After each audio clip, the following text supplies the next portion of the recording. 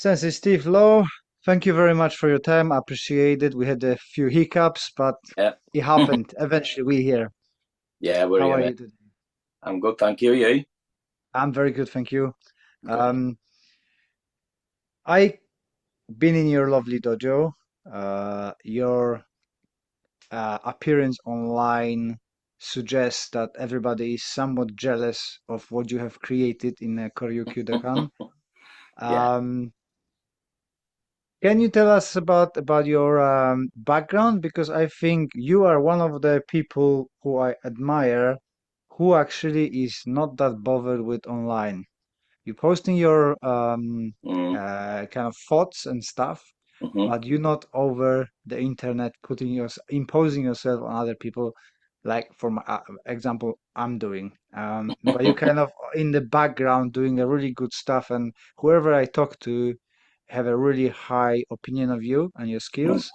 And I can attest that being in your dojo, seeing you hitting the Makiwara, you training with Paul Enfield and Michelle Enfield. Um, yeah, can you tell us about background so we know more about you?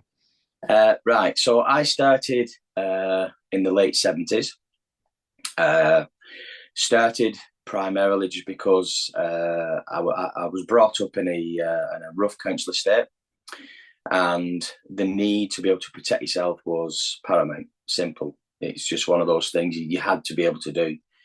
And I had a friend of mine, a Chinese friend, and every time it used to kick off and things like that, which was regular, probably daily, he seemed to be okay. Even though we was only like 8, nearly 9 years old, he was fine. And anyway, it turns out that his dad taught him kung fu. Now, I didn't know what kung fu was. It was just, to me, then everything was either kung fu or karate. Uh-huh. But I didn't know any, there was no styles as such.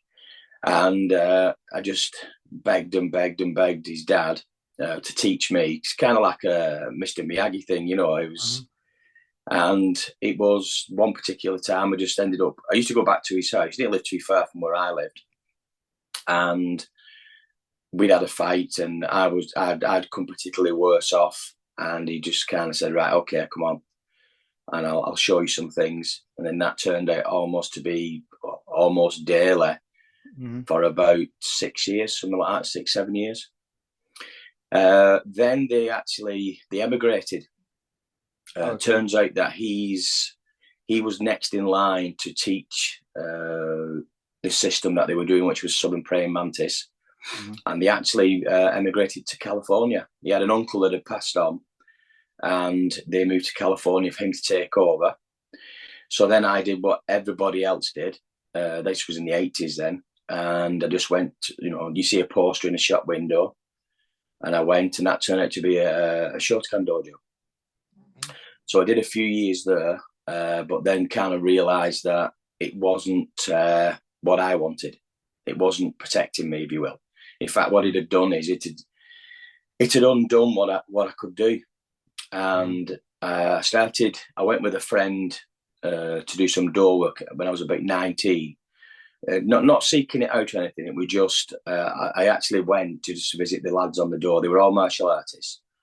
Go and have a chat with them and things like. I went up with a friend of mine, and then got asked do I want to do some covering of holiday cover and things like that, and got my ass handed to me. Hmm. So then I had to rethink everything.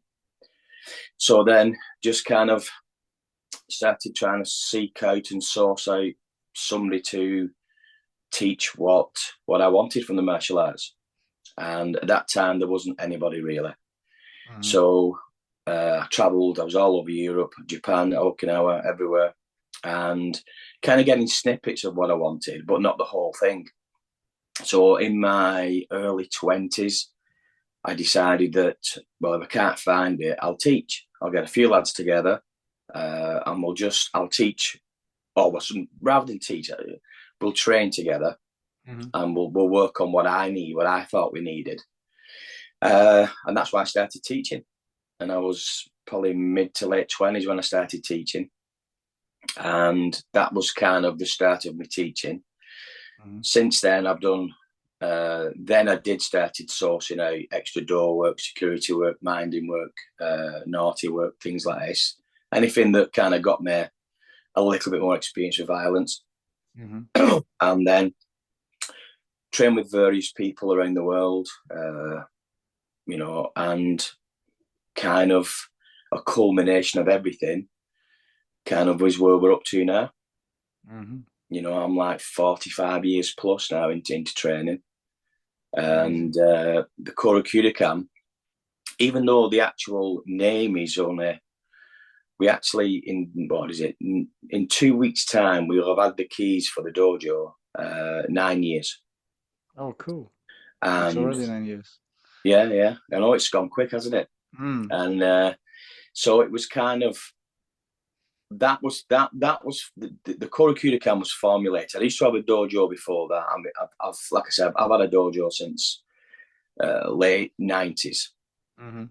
and it's just kind of I've been through every single uh, kind of level of teaching, if you will, Mhm. from having a scout up, church hall, uh, schools, what everybody else does, Mhm. and then probably from early, I think it was just into the millennium that I got my first full time dojo, which was an old school, and we started to do that up. And then from there, then probably as you know yourself, now getting your own place and that, it's you can't look back from that. It becomes Mm. it's different. So we went. I had a big. It was an old school. I had the whole school. That ended up being derelict. The roof was caving in and all this, so we ended up to leave. We had to leave that one, and we've had various forms of like old offices and things like that. And then we were sharing a dojo actually with someone else. Mhm. That didn't work out for various reasons I won't go into. But and then we kind of after that, when we left that because we basically found out through money and things. I mean, I'm not money orientated one bit, Mhm. and we found out that we was basically what we was putting in, we weren't getting back. We was being ripped off basically. Mhm. So we kind of said, right, I was in a unique position where a gang of students all shared my passion. So it was kind of, let's go and find somewhere a bit more permanent. I mean, I've always had somewhere like this, Mhm. but then, well, you've been to my dojo. So the Koryu Yeah. Kyudokan was born just after Sensei Corwell passed away. And it was kind of, he envisioned what he wanted for us to have a dojo like, and it was real. It was mad because the way he described it in a dream, probably a year before he passed, is exactly what we've got. Mm. he sort of had a premonition of what it would be like, uh, and now right up to speed. We're kind of, uh, in essence, a private dojo. We don't advertise, as you said. I don't push anything. I'm not. Mhm. I'm not interested. To be in truthful, I know it sounds awful, this, but I'm not interested in new people coming in. Mhm. If over the years, I've found now I'm in a fantastic position to be able to choose students. Mhm. So anybody that first of all, to find us, you've really got to source us out. You've got to do your research to actually Mm. find where we are. So that's the first test, if you will. And then once, if you do find us and you come along, and we're not for everybody because of the way that we train and the way that we study, it's so we kind of got a small circle of students, and I select and do the odd seminar, do people who I think, generally want to share in what we do. Mhm. And other than that, we just crack on. We just do our own thing. Well, you are in a good position of having that trade skills because you're kind of in a building Mm. um, industry, so you can do a lot of things yourself, right? Yeah, yeah, yeah, So you could have actually done the Koryu Kyudokan as you wanted because you've got the yeah, skills to do so instead of. I'm yeah. finding that whenever I want to do something and it's not just like building side, but in writing books and stuff, if people don't have a martial artist experience, mm, they really don't know what you're talking about. So I can imagine mm, that if you went to the builder and said, "Oh, I want a camisa like this," they're gonna like, "Yeah, mm, okay, I just do this," and then if mm, not, but you can put those two skills together and actually create what you want. mm. I mean, so the Koryu Kyudokan basically is a picture, if you will, brought to life of the best parts of the best dojo I've been in the world. Hmm. So it's kind of, even though I didn't particularly take photographs of them as I've been there or in the world, it kind of burns into your memory, doesn't it? Yeah. So that's what it was built on. But I mean, taking nothing away from. I mean, yes, I'm a joiner and a builder, but you see the pictures will be coming up again on the 17th, which is my birthday, by the way. Happy birthday. uh, Thank you. So the pictures will be coming up again of when we got the keys and Hmm. how it was when we got it, and everybody helped. Even though there's only kind of me who's the builder, everybody else helped and did. Took direction and we built, and that's the beauty of it as well. That makes it even more special is that we built it together. Hmm. So Yeah. everybody who's in the place, and as we spoke about it before, but people say, I wish I could afford something like this, and the simple fact is, we've got that because every single penny that comes in pays for it. So I Mm. don't take, I teach, in essence, I teach for free. I don't take any monies out of the dojo whatsoever. In fact, every seminar I do goes into the dojo to pay for the dojo. That's the reward itself. The dojo itself is the reward. Hmm. So can people have that? Yeah. It's not a cheap place to run and to have. Uh, yes, I had the skills to actually physically do the work, Hmm. but financially wise, if you've got a student base, but it depends on what you want. Mm. I've never ever made money from martial arts ever. It doesn't interest me to do that because I never wanted to be in a position where I was fearful of losing a student Hmm. to pay the rent. Do you know what I mean? Yeah. So I kind of, by not taking anything from it and making sure then my guys get what I think they need rather than what they want, if that makes sense. Yeah. Yeah. So I'm not tied. I haven't got a financial tie or a financial fear. Everybody pays monthly into the dojo, including myself. Mm. Like I say, and every penny goes into it, and the result is we have. I think we have quite a unique thing going on at the Koryu Kyudokan. I do think so as well. Mm, I think it's very, very unique. I was speaking with a couple of my friends that I'm gonna be having you on interview, and the common request was to ask you about your teacher, Mr. Coleman. yeah, Um, can you share some stories and stuff? yeah, of Because course. personally, not being from the UK, I don't know nothing about Mr. Coleman, but I heard that he was a bit of a legend Mm. in karate. Yeah, so Ronnie Corwell was kind of one of those guys. He was one of the founding fathers in this country. There's no doubt about that. But kind of an enigma of a man. Mm. Was very highly graded in jiu-jitsu, very highly graded in karate, but was like myself really. He was kind of not seeking the limelight, not didn't have a. He just had a.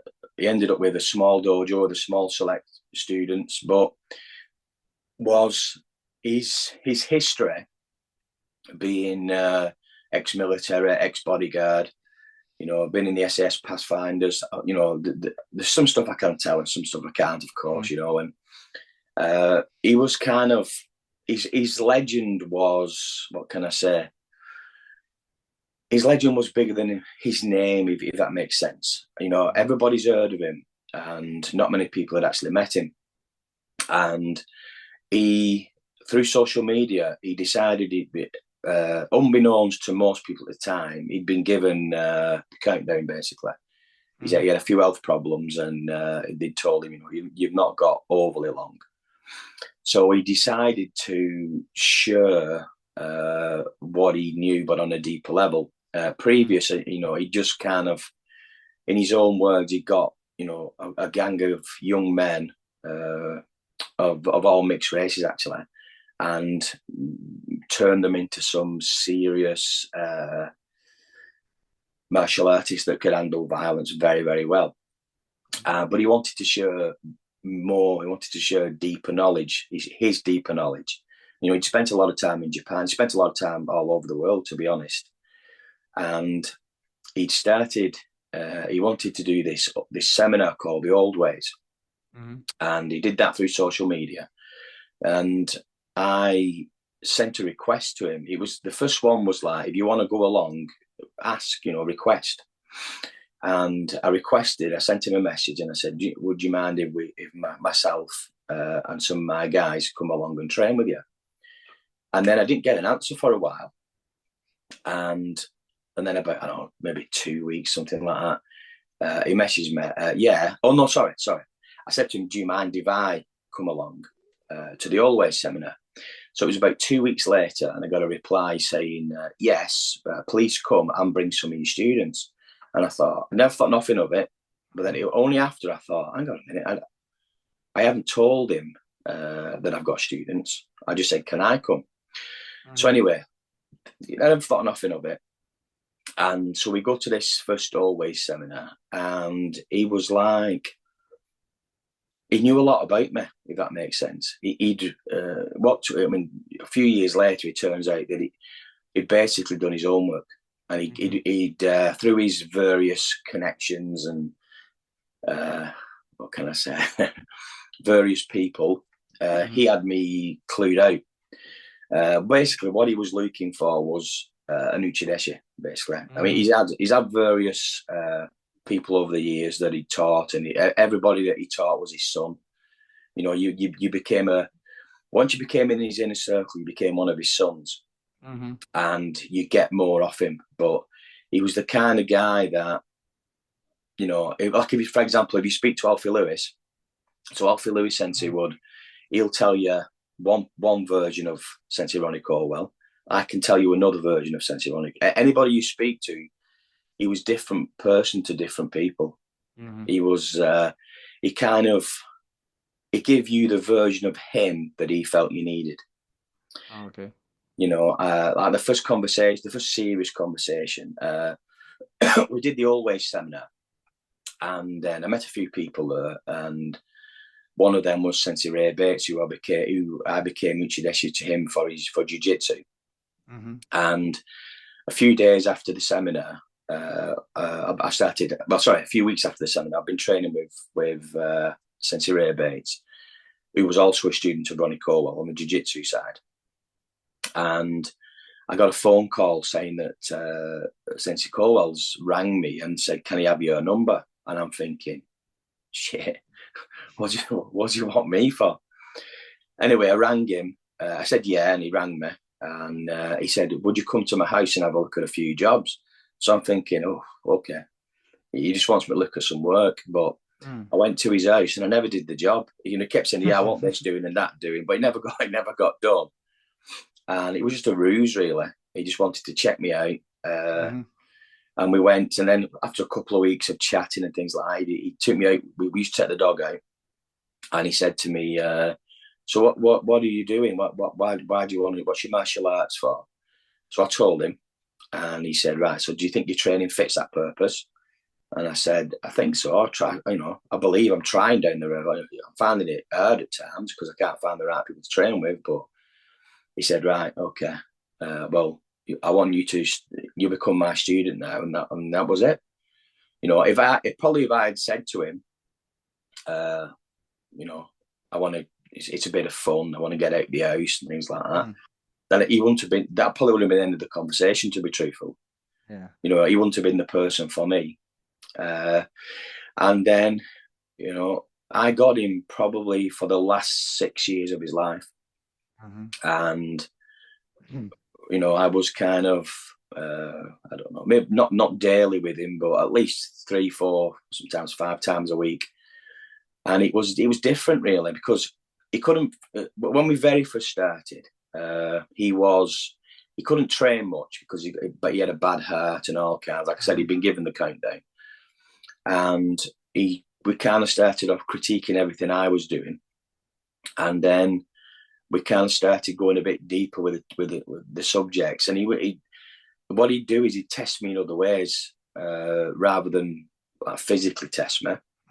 He would test me, from a study point of view. He would test me from kind of, he would ring me up in the middle of nowhere and just say, right, where are you? And I'm wherever I was. And he said, I need you to come to my house now, this second. I mean, I had my own business, so I could. And when I get to his house, I'd say, what's up? Are you okay? And he'd say, yeah, just, I want to go through this with you. So he'd test me that way, test my, what's the word? Just whether I'd just drop everything and go, rather than test me turning up to a dojo 3 or 4 times a week. I had to go, and there's all kinds, going out with him and him purposely starting kickoffs in restaurants and walking out and leaving me to it. And, from Evander Holyfield coming to his home and, unbelievable. The amount of... I remember you saying that story on a dinner with Evander Holyfield. Yeah. And punching. Yeah, that was... so I'm in the room with him, and I'm in awe. They're chatting about all things, because Sensei Corwell was quite good friends with Mike Tyson as well. Oh, wow. So kind of chatting about that and this, and and he says, so what's this karate punch that I hear about, this shockwave punch? And so Sensei's going, oh yeah, it's something that you can master over years. It's a very weird thing to feel. It's going on, and he points at me and says he can do it. So I'm like, what? What do you mean? And he said, show him, son. And then I had to show him, and it was something he shocked him.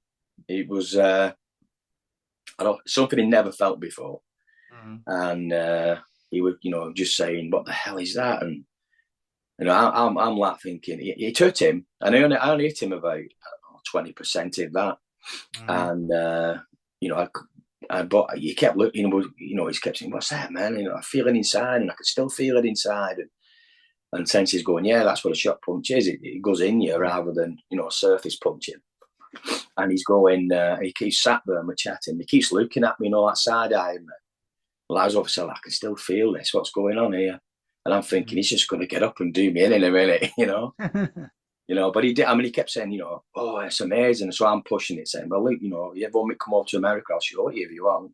Get me over and I'll teach you. And it never happened, you know what I mean? But, yeah, but just there's loads, and then so like I said, at the time of so Sensei made me. He had the World Kobukan Federation. He was the founder and chief instructor of that. Towards the end of his life, he made me the chief instructor of the World Kobukan, and then he had another organisation called the Kazuna, which was kind of a brotherhood, which he wanted to kind of get like-minded people together. And he presented the Kazuna medals to various people all over the world. But upon his passing, that kind of, what can I say? The Kazuna is still going, as is the World Kobukan, but run by different people. And it was made apparent that I wasn't welcome to continue in that role. So I wasn't gonna. I'm not the kind of person politically to start fighting for things and things. I said no. So I kind of formulated the Koryu Kyudokan in his name, in his image, what he wanted from a dojo, and not so much an organisation, but nothing like that. And because he was always one saying that phrase. I've said this before many times. The Koryu Kyudokan is not a style or anything like that. If I think something's good, regardless of whether it's karate, kung fu, anything, doesn't matter, jiu-jitsu, like I said, my jiu-jitsu, Sensei Corwell's jiu-jitsu, Sensei Reabate's jiu-jitsu, is all in it, what we do. And if I think it's good and it's worth studying, it becomes part of what we do. And in essence, the Koryu Kyudokan, I've said this before, the Koryu Kyudokan is an ideology, a methodology of how to train, not where or what, or just how to do it, how to amalgamate everything into what we do. And for us, my martial arts is always and always will be about self-protection, even though there's other facets to it. You know, through the way that we train and we study, you get many other things from it. The primary thing is, can it work for us? You know, against real non-consensual violence, not karate violence, but non-consensual, you know, habitual acts of violence, basically. And if it works, it stays in, and if it doesn't, it doesn't. It's as simple as that. You know, and it's a methodology of how to train rather than any particular style or anything like that. You know? Me coming from kind of Kyokushin offshoot, so very Japanese karate. I never learned about the things that heard from you, and I'm more often hearing from that kind of Okinawan side of the old ways, like Atifa, Muchimi, and stuff like that. How did you get into those methodologies, like the shockwave punching? That's Atifa, right? If I'm remember correctly, because I don't see that in the Japanese side of like Shotokan, No. Kyokushin. It's not not non-existing. So for me, it's kind of interesting to learn. Can you expand on that a bit? Yeah. So it was. I think it was about nine. I think it was about 87, something like that, maybe, when I saw it. And there was a program on the BBC called The Way of the Warrior. Oh yeah. And they went all around the world doing various martial arts. And when they was in Okinawa, a lot of it was spent with Higuana Sensei. And part of that, I mean, can you imagine, you know, like in 87, I think it was 87, you know, I was 16 or 17 and absolutely transfixed with this, with karate, because I was already doing karate, you know, I was doing martial arts since I was 8, 9 years old. But, and then Higuana Sensei, when he was interviewed, I can't remember who he was with, some of his seniors instructors. And they were talking about that there's this Okinawan dialect language called Uchinoguchi, that there is certain karate methodologies and lessons within the language that if the language dies, it will be lost. This knowledge will be lost. And at like 16, 17 years old, I'm thinking, hang on a minute, there's a special secret karate language that you know, that will reveal secrets of karate. And I'm thinking, I've got to find what this is. So of course, in the 80s, that was virtually impossible, right? Yeah. You know, to get, you know, no internet, trying to find a book, you know, and things like that. But it helped me source out the first kind of people like Hanshi MacArthur that, you know, have been there and done that many, many years before I did. And kind of, so the first thing was kind of finding what this language was. And then through studying this language and various things, you find out what these methodologies of Okinawan karate are, you know, and things like, you know, Atifa, Muchimi, they're all describing how can I say? So basically, because the Okinawan people, and Japanese and Chinese also, are generally small people, it was a kind of way of passing on knowledge and study to be see, if you're small and not as strong as anybody, as most, you know, like Westerners, for example, then there's got to be something else. You can't be stronger than them. You can't be strong, you know, excuse me, you can't be faster than them. You can't out strengthen them. So I think generally through the amalgamation of the Chinese systems as well, they kind of developed a power generating system that set them apart, that didn't rely on strength, didn't rely on size, it didn't rely on sex really. You know, you just completely anybody could do it, because if you're, you know, if you've got four limbs and you're bodily able to move, you could do it. Now, don't get me wrong, you know, some of it takes a lot of study, and it took me many years of studying these principles to get a grasp on it. Mm-hmm. You know, and it was yeah, I think that's another thing, to be honest. That, see, I became, because I've always been a small guy, even though I'm broad set. I've always been. That was why I was bullied. I've always been small. You know, I'm only 5'6" now. You know, Mm-hmm. but at the end of the day, without being crude, okay, if you've got to protect yourself, and when you hit someone, it doesn't work, it makes matters 10 times worse. Mm-hmm. You know, their ego inflates, your ego's gone, you know, your ass hits the floor. So it was kind of, and to this day, I'm always the same. People say to me today, you know, I'm quite well known for power and things like this. And people say to me, you know, how much power do you actually want? And it's gone beyond that now. Now it's kind of, what am I actually capable of doing? Mm-hmm.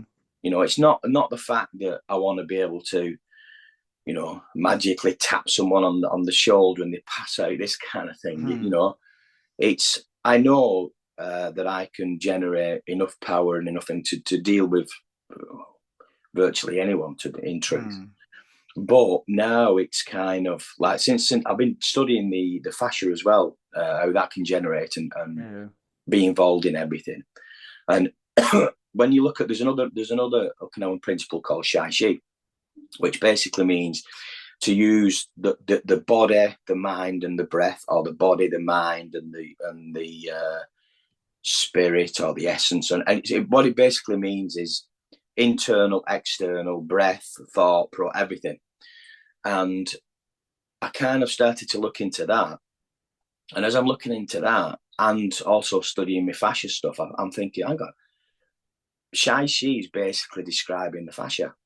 You Mm-hmm. know, how you can incorporate the fascial system into once you can, well, without going too deep into it, once you're glute dominant, you become, there's a different edge to it. And that basically started to describe Shai-Chi. So Mm-hmm. then, you know, for the last 10 years or so, well, probably more now, actually, studying the fascial stuff. So in essence, I've really gone down this Shai-Chi way. Mm-hmm. I'm beginning to think, you know, not now. It's beyond being able to hit someone really hard. Now it's kind of, well, what am I actually capable of? What can I actually do with this? And it's not, and ultimately it's about, yeah, if I hit somebody, it's going to work. But it's kind of, you know, you've seen, you know, the pad, you've seen the pads we use in the dojo, Yeah. the kind of dense foam pads. Mm-hmm. We're kind of gone beyond being able. I mean, we're used to being hit. Don't forget, you know, we can take a hit through the pads because we've kind of Mm-hmm. done it for years and years and years. So your body builds a Get used to defense it. against Yeah. that. But these last, you know, I don't know, maybe about the last 12 months or so, you know, even the seasoned lads in the dojo that can take a good shot, we're having to double the pads up now Mm. because it's too much. You know, it's so much shot going into the body. We're having to double the pads up. So I'm thinking, well, you know, bloody hell, you know, what are we actually capable of doing through this? Certainly in the fascial route, you know, Mm-hmm. the power now, not power but shock. You Mm-hmm. know, you know, in the generalized Western thought of what power is, you know, like whack somebody, they go 6 feet back, and it's not about that. You know, Mm-hmm. that takes a certain muscularity. You know, I mean, I've got like, so like our senpai Alan, you know, who's 69 in January. You know, I want to move like him at 69. I want to hit like him at 69. Mm-hmm. You know, and I've no doubt, you know, in his 70s, he'll still be in our dojo. He'll still be whacking the pads. He'll still be getting bounced off the floor and getting back up. And he's just, that's what you want. And when you see the old Okinawan guys, you know, it's kind of like, bloody hell, you know, these little old frail guys, and they hit you, and he puts a hole in you, and Mm-hmm. you know, you're peeing blood for about 3 days. You think, oh, what the hell? You know, it's kind of like when, so That Sensei Corwell sent me to an island off Okinawa called Amami and to train with a good friend of his, Hayashi Sensei, sorry. And when we went there, and he's Wechiru and Kobudo, but again, it's his martial arts are about purely self-protection. You know, for example, when we was in Amami, we at the time when we was there, we was the only Westerners on the island, and you know there was kids walking past us like I'd never seen a white person, you know, and they're looking at us like, "Oh, what's that?" You know, it was weird thing to kind of experience. I've got kind of the same experience. My father-in-law moved to Thailand to my wife is half Thai, but Mm, he went to kind of Croydon of Bangkok, he calls it, mm. and he's got the same. Look, white monkey's going. Look, he's got hair on his hands. What's Yeah, that? yeah, it was, you know, and training with Hayashi Sensei was, you know, like when we was walking around, so Hiroki, who was his Uchideshi, Mhm, and spoke very good English, by the way. He spent a lot of time in Italy and when I've been in Europe. he, as we're walking around Miami City and things like this, and he's walking around with salt in his pocket. And I said to him, you know, first time we went was in 2012. And he said, "Why are you walking around with salt in your pocket?" He said, "Oh, it's in case we get attacked." So, what do you mean? So, I'll throw the salt in their eyes and then we can get stuck in. And this is like, you know, this is the mentality that they have to this day because it's all about uh, protecting yourself. So, I mhm, can't say too much about Hashi Sensei, right? But so, Hashi Sensei and Sensei Corwell in Japan were friends together for a reason, mhm, right? And so Hayashi Sensei went to Amami, as a lot of certain Japanese people do. But once they finish do what they do for a living, mhm. they kind of go out to the island so they're not known. Does that make sense? Yeah, yeah. Yeah. Retire in So peace. so he was kind of a character himself, Mhm, and he was the first person to show me reverberation, mhm, and he did a kick. Well, not a kick as such. He had hold of my arm and he did the Wetchy's toe kick, and he mhm, put his toe in my rib, right, and just held it there. But then explained about reverberation, and his body vibrated, and that's another level of energy being put into you as well. And I'm kind mhm, of like, me being me, I'm like, what the hell is that? And then through certain kata, Aragaki Seizan, for example, it's so in Aragaki Seizan, you've got perfect examples and lessons of reverberation, vibration, and mhm, it doesn't teach you, but it kind of it relates to the principle of reverberation and vibration, which I mhm, witnessed through Hayashi Sensei. So again, you know, and then again, go down that route, and again, it comes back to fascial. You know, I mean, don't forget, fascia is a new word. You know, mhm. in the West, it's kind of a new. Uh, what can I say? It's kind of New a new. concept. It's what? New concept Yeah, in it a is. way is correct. Yeah. Yeah, I know. I follow Mr. Gray when he was just starting with it, and how much people was laughing about him when he was showing the fascia going front, back to the Mm, toes, to the tongue, and everything, and how much grief and disbelief he had with this concept, and now pretty much everybody is jumping on it because mm, it's so effective. If in any sport, the transfer of energy is yeah, amazing. yeah. It's unreal. You know, and certainly uh, it plays a massive role in making the body ballistic. Mm. You know, it's you know, for example, at the dojo this week, we've been doing Naihanchi kata, and all we've been doing from Naihanchi is just flow rate, about not stopping, about removing the body's stopping principles. Mhm. And once you start to remove those stopping principles, and it's all becomes fascial. So, you know, for example, it's hard to describe just talking, but Mm. if I put a pad in front of you and I said to you, right, strike the pad, Mhm.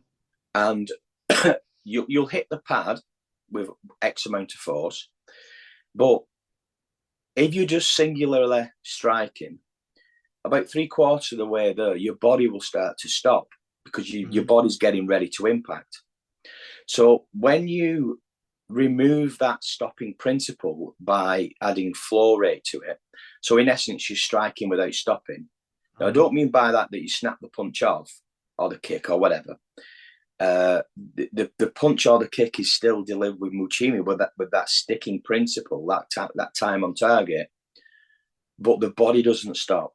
So if the Mhm. body doesn't stop, then you don't add the brakes, if you will, mid Mhm. flow, and you get an exponential delivery of shock. So all we've been doing all week is that from Nyanchi. You Mhm. know, that's another thing that we do a lot of, which I get a lot of, not criticism by no means, but I get a lot of questions when I share stuff for what we do.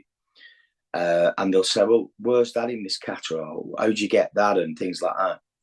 You know, and it's kind of, so when kata was exported from Okinawa to Japan, it was for a different reason than the originally was learning the katas. Mhm. And the first things that were removed to become a Japanese Budo was, first of all, the dangerous techniques, you know, the eye gouging, the ripping, the tearing, the breaking, you know, even the throws actually, Mhm. and the power generation principles, because it simply wasn't required, you know. And so the first thing to put back into kata to make you realize where you should be going with them, you know, is the power generation principles. Once them are back in, and you won't, well, not so much back in, but once you realize what's what, then you realize, okay, so if this is to create Tokayo, for example, using the body mass, Mhm. then why am I using the body mass? How am I applying this? Then the kata gets a completely different feeling to it, and lesson to it, because you're looking at it from a different perspective. You know, Mhm. don't, you can look at kata on many different levels. You know, from performance to an exercise, you know, to like the way that we do it, like trying to extract the principles and the applications out of it. But Mhm. in a real world, not against other craft technique. Mhm. You said that kata can be used for different reasons, and Mm-hmm. that brings me to a question I ask everybody. What was the impact of karate in your case for your mental health? Do you think it's supporting it? It's Yeah, irrelevant, or can you kind of talk yeah. about it? So like I've said previously, right? So martial arts has without doubt saved me, right? So a lot of friends who I grew up with, we lived on a rough council estate, and then kind of quite from being my early memories of violence, to be honest. And you speak to people of my age, and they say, "Well, yeah, that was the '70s, that was the '80s, and that's what happened." And it was, but it still doesn't make it right, right? Mm-hmm. So a lot of people I went to school with, uh, because of these experiences that we've had, have gone in different paths. You know, Mm-hmm. a lot of them went down crime and things like this. You know, a few of them. It's sad to say that a lot of guys I grew up with, and I mean a lot. You know, Mm-hmm. maybe as much as a third of us, they're dead. You know, Mm-hmm. they've either through substance abuse or violence, or you know, there's a lot of them. The way it was going, so martial arts training initially saved me that way. It gave me a Mm-hmm. purpose, and it directed me away from that. Even though I was still dealing with that, and I did door work and security work and all kinds. That eventually became for experience rather than just seeking violence, if you will. Mm-hmm. And then my first marriage, my first wife turned out to be quite seriously mentally ill. She Mm-hmm. suffered from body dysmorphia syndrome, and at the time, nobody knew what that was. In fact, she Mm-hmm. was the first person in Wigan to be. She actually had a counsellor trained to be able to deal with her for it. Mm-hmm. And as being a partner of someone who suffers that on a daily basis, martial arts saved me again because it gave me an outlet to be able to cope Mm. with it, if you will. My escape has always been the dojo. If I have a particular, if I have a stressful day at work, because I run a lot of jobs as Mm. work. For me, coming in, quick shower, quick bite to eat, get the dojo, hit the maki for an hour, and then teach Mm. and train with the lads. 2-3 hours down the line, you come out. It's the world's a different place. The Mm. problems are not the same then. But if you was to go in, be fretting, worrying about it, sit on the couch, the problems are still there the next day. But Mm. they've escalated. But you spend a few hours in the dojo, as I've done all my life, and it helps. Mm. It really, really helps. And it's not just that as well. It's kind of like, and this is why I got involved with it through yourself and through John Johnson Sensei. Mm. Through being able to deal with it and cope and kind of with any kind of stresses in life, people gravitate towards you because you seem Mm. to have your head screwed on. So, be it in the dojo or not, people gravitate towards you who are suffering. So they Mm. come to you because you seem to cope with everything. They come to you and they say, how do you cope? So you then you pass it on, don't you? You kind of say, look, Mm. well, I do this, I do that, and so you help people that way as well.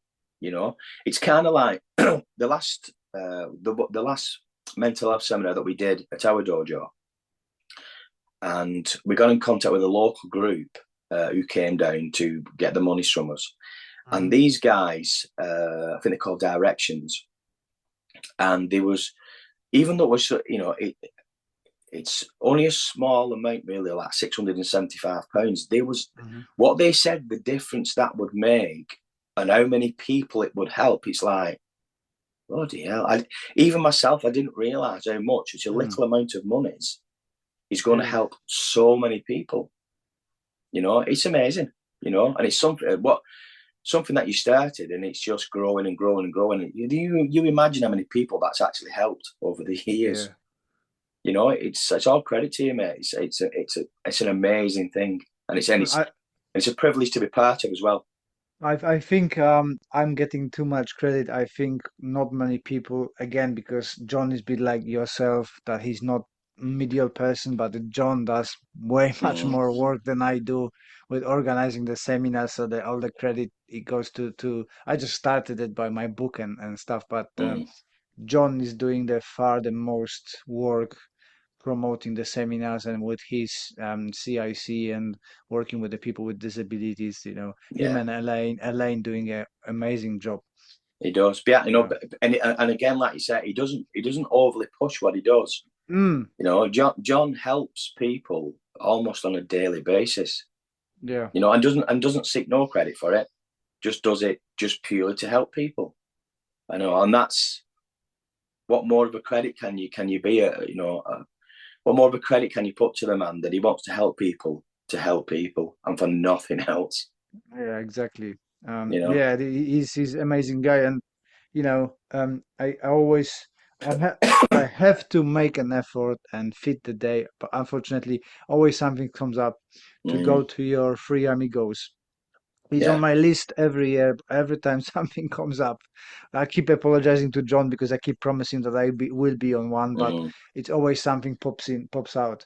Can you tell a little bit more about the project, because it's kind of yourself, John, and Simon. mm, It's like totally three different stories put mm. together, and it makes sense. It's amazing. It's so not the Koryu Kyudokan, but the previous dojo we had. Uh, so Sensei John, being Sensei John, what a lot of people don't know about him is he still regularly trains with a Mm, lot of people. If you occasionally look at seminars, and it's like you'll see him in the background. He doesn't. He's not at the front saying, "Look at me, this is where I am." mm, He'll be on a lot of seminars, and he started coming training with us. Kind of was taken with what we was doing, and again, Sensei John being in his 70s, and you watch him train, and you're like, "That's what I want." It's in my I want to be like this in my 70s. So he was kind of he come regular training with us, and he joining the class, and he was loving what we was doing, loving the ethos of the way we train, the way we study, and going deeper and deeper. It's kind of like he usually comes on Sundays, and Sunday classes for us is like a really advanced class. I go really deep into the study, and then he said to me one day, but when we got the new dojo, and he said to me, "You need to meet Simon Oliver Sensei." Now I knew again, like Sensei Corwell, Simon Oliver had his own reputation, and I think one of the first times that I'd seen about kata oyo, about the extracting the real fighting from it, was through Simon Oliver Sensei's early videos. And he said, "Oh, you need to meet Simon. Simon will love what you're doing, and you'll get on like an house on fire." So I invited him to the opening of the dojo when Sensei Hanty McCarthy officially opened it. And we kind of, all three of us got together then. So we need to do something together. We need to, all three of us our mindset towards the martial arts is more of a pragmatic way, applying on different levels. So we kind of did this thing. I mean, it wasn't called the Three Amigos at the first. That was Elaine's idea. And we started doing these seminars together, and it just kind of worked, Like even to this day, I mean, it's growing really well now. We're a few years down the line now, and the seminars are getting quite full, and people are signing on. Like I spoke to John the other day. When was it? Or yesterday, and we confirmed the dates for next year. And we do 3 a year. So we do one at my dojo, one at John's, and one at Simon's dojo. And it just kind of, we'll have an idea, right? So let's say we do, like the last one, we got asked to do some stuff from the Heian Pinan katas. And I said, well, yeah, we'll do that. No, we never, on the day, it's funny because we'll meet each other on the day. I don't see Simon Sensei a lot. Sensei John still comes up and trains with us every now and again. And we're doing, and even though it's not prearranged, it just works. We seem to have each other's lessons are within each other's lessons, if that makes sense. And we always seem to end up with a kind of a topic that threads through all three classes, and at the end you get kind of a moral to the story, if you will. And it really, and it's simply because all three of us through different directions ultimately are trying to make our martial arts fit for purpose. So of course there's going to be overlaps because we're human bodies. You've only got 4 limbs and a head, so exactly. There's going to be overlaps, and you're dealing with somebody with 4 arms and a head, unless you're from Wigan, and you usually have 3 arms and 4 heads, But so it really, really works, and it's over the years we've become very, very close actually, and I think the more years are going on, it's getting better because we know each other better, if that makes sense. So we can we're starting to like finish each other's sentences and that kind of thing. Do you know what I mean? Yeah. And that comes across in the dojo. I think that's the beauty of karate in one way, that you are able to make those friendships, and to be honest, all over the world, right? Oh yeah. If not karate, I wouldn't have friends here. I'm migrating from Poland. That was something that I could touch base with pretty much every dojo, right? I walk in and I feel like at home. You got that home all over the world. Yeah. Can you tell us when the Three Amigos happening, where to find information, where to find your dojo if you want to be found? See, you're learning. So to find myself, the best way is just through social media. Like I said, I'll hold my hands up. I say no to more seminars than I say yes to. What I'll do is I'll kind of see what you're about, and if I don't think what we do is going to suit you, if you just, without being egotistical, if I think that you only want me at your dojo because, popularity of what we do or what I do, or then I say no, because I won't come for a payday. You Mm. know, I said to everybody when I do a seminar, you know, I'll say, look, they said, well, what fee do you want? And I don't do that. You Mm. know, you advertise it, we'll come, and you generally, you know, some of my guys come along. Some of my guys always come along anyway. Mm. And then whatever you take, we split, because whatever money, if I make 50 quid or 50 grand, it goes in dojo. It doesn't matter. Mm. So because I'm not money orientated, I say no to a lot.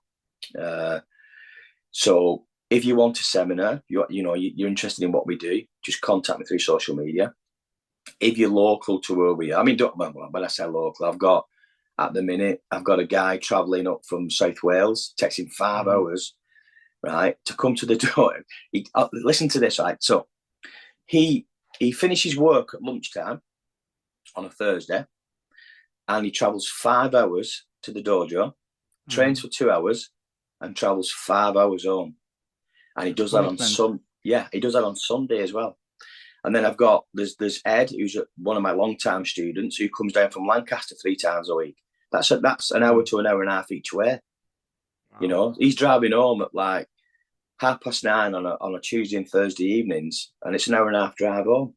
Mm. You know, so when I say you're local to the door, it doesn't really matter that, because people travel from all over to train with us. You know, Steve Knight. You know, I started the instructors course a few years ago, Mm. and again, not for monetary, but to try and give what we do longevity. Really, you know, I want Mm. if when my time's up, I don't want it to be like what happened to Sensei Corwell. I don't want it to end with him. Like, it's not Mm. ended with him because I'm doing what I'm doing, and so his other students are doing what they're doing as well. But I just want this methodology and ideology of how to train, the Koryu Kyudokan way, in Mm. essence, to make sure it goes beyond me. If that makes sense. Yeah. So I started the instructor's course, and again, like I do now with my students, I chose the people very, very well. You know, Mm. I really looked and I thought this person, that person, and with my senpai Alan, I discussed with it. You know, I said, "What do you think of this person?" And he said, Mm. "I don't know." And this person, yeah, definitely, yeah, he's followed us all the way, and so my 5 instructors that are coming through, they travel from Birmingham, travel from the Black Country, from Mm. Lancaster, from Manchester, so they travel all over. But if you're interested in what we do and you want to come and train with us, then again, you need to contact me through social media. That's the easiest way. Mm. Uh, I've had people message me through YouTube. It's like, that's weird, that. How do you that? you know? Again, it's because I don't advertise. Mm. Because if a bit that, so our dojo is kind of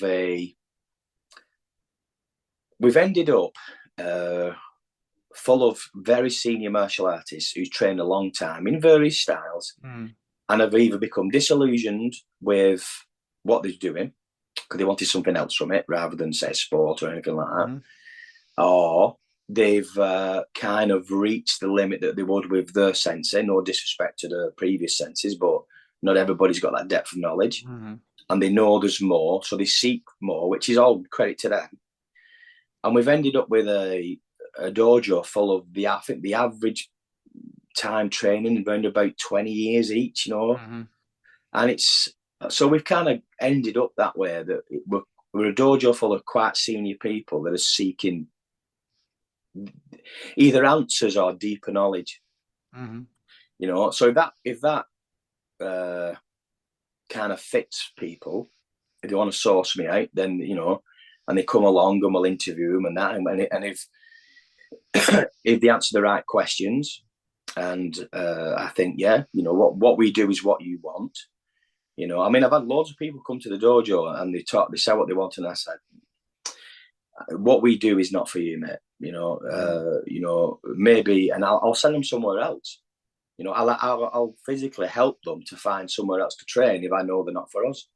Mm. Again, because you've got to fit in with what we do, and it may sound super, super selfish, that, but 45 years in, I'm 54 in a couple of weeks, I know I'm not old, but do you know what I mean? the time done your time. You done your yeah, time. yeah. And the time I've got left, I need to cherry pick it. Mm. Make sure I get out to maximum what I can get out of what time I've got left. And I do that by having the right people around me as well. Mm. I think that the worst type of gym or dojo is the one who tries to do everything. Yeah, If you've yeah. got the right, nice, precise, that's what I do. Hmm. Then you people drawn to that, they know what to expect, they know what to get, and then you can, like you said, divert Mm. other people to different things because everybody can find their own karate. Of course. I mean, it's kind of, I've said this many times, if you want to, like, for example, if you want karate that's going to get you in the Olympics or win kumite championships, Mm, then our dojo's not for you. mm, And I've had people come along and that's what they want. And I say, look, we're not, you're not going to come here and get in the ring and have mm, and get snotted and stuff.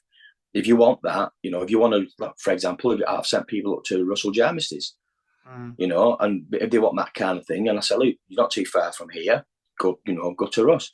If they want a dojo that's more like family orientated, so they've got children's classes and mm, things like this, I'll send them up to a local Goju dojo. You know, mm, uh, so it's kind of, if you want what we do, then fine.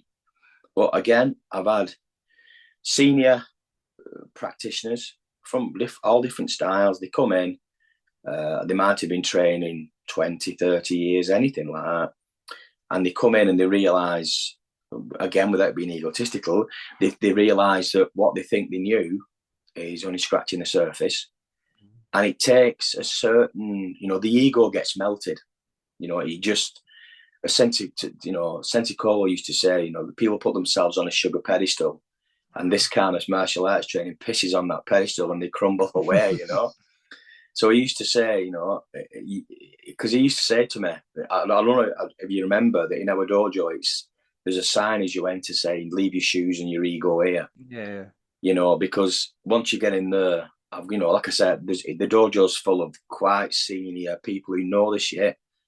Mm, It's same as, again, there's no chance of having an ego in our dojo because everything I bring in gets questioned. Everything. mm, But I said to the guys, right, let's what do you think of this? Do this, do that, and they'll say, oh yeah, yeah. What about this and what about that? And the eventually, I mean, I'm always right. They just don't know it yet. But I encourage that in the dojo. Actually, mm, I encourage them to question because I question everything we do, everything I've ever been taught. I question because I want it to be. If it doesn't suit me and my need, it's gone. mm, So the guys are the same, everything we do, and rightly so, the very senior martial artists, someone's 20, 30 years in, they don't question me, but they question what we do. And if yeah. it fits, it stays. And if it doesn't fit, it goes. I Mm, like to, pre-pandemic, right, I would say my personal study was 2 years in front of what I teach. mm, So I like to make sure that I can do it inside and out before I'll even attempt to teach it to anybody else. When the pandemic hit and the dojo didn't close, but we couldn't have classes. mm, So what I did was, rather than have classes for that period of time, I just thought, right, we can't do it, so I'll work on me. mm, So I just trained on everything I wanted to work on. And I would say now, realistically, my studies are about probably 3 to 4 years now in front of what I mm, teach, which gives me fantastic because yeah. behind the scenes I'm working on stuff, and then I'll say to my guys, right, so punching this particular way is where I'm up to now, and they always side eye me because they know it's not. You know what I mean? Mm, That's just what I'm willing to teach at the minute. mm, And then in like 12 months' time, 2 years' time, I'll say, right, I'll introduce something else, and they'll go, I knew there was something else. I knew there was something you weren't showing us. And it's not because I'm trying to keep stuff. I just I'm working on it. mm, Like for example, using the fascia with this non-stopping principle, this flow rate. I've been working on for about 4 years, and the guys are getting it now. It's part of our classes. and they're starting to grasp it, and it's phenomenal. But again, it's not for everybody. So if you think it's for you, contact me. We'll have a chat. Come, if you want to come down, come and watch, and then we'll decide whether one, whether you're for us, and two, whether what we do is for you. I will put the link to your social medias in the description. Yeah, superb. Yeah, Sensei Steve, thank you for your time. thank you for your time. And I hope to join you next year for the Three Amigos. I Yeah, will well, put it in the calendar. yeah, you've got a choice of three. Yeah. Thank you very much. Thank you. Good night. Good night.